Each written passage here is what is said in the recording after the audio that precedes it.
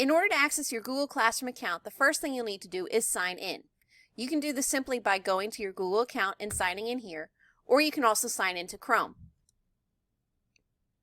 If you're met with this screen, remember to choose Organizational G Suite account under eht.k12.nj.us. You may or may not see this screen.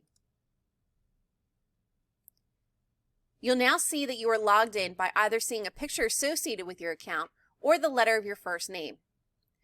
Next, you can go directly to what we call the waffle and scroll down to find the classroom icon. You can either do it this way or by typing in directly classroom.google.com. As you'll see in this demonstration, I have access to several different Google Classrooms. However, if I was making a Google Classroom either brand new or for the first time, I would need to hit this plus sign. As a teacher, you'll need to create a class. You'll provide the following information here as it relates to your subject. Now that your class has been created, the next thing you'll need to do is fill it with content. You'll notice that there are a few tabs here at the top. Once you've created your classroom, you're going to automatically default to what we call the Stream area up here in the first tab. To view the classwork you've assigned or to create new assignments, you would simply go through the options here.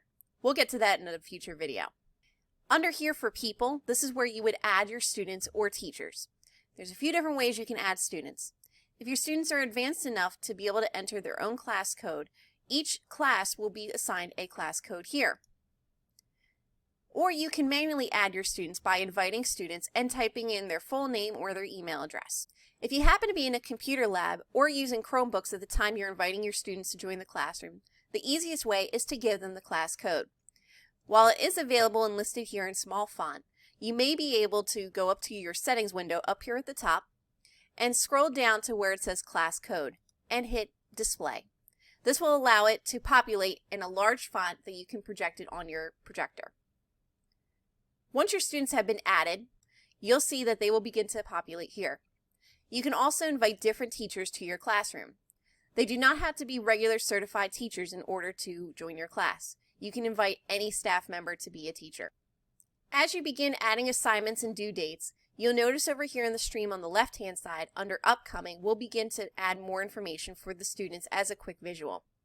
You can also use this information under Stream to share more information or to post announcements to your classroom. If you add multiple classes to Google Classroom, you'll be able to go back and forth by clicking on these three lines here and be able to jump back and forth between whatever classes you'd like to look more in depth at. For more information about creating an assignment, adding students to your classroom, or to create a custom field to your Google Classroom, continue with the next videos in this series.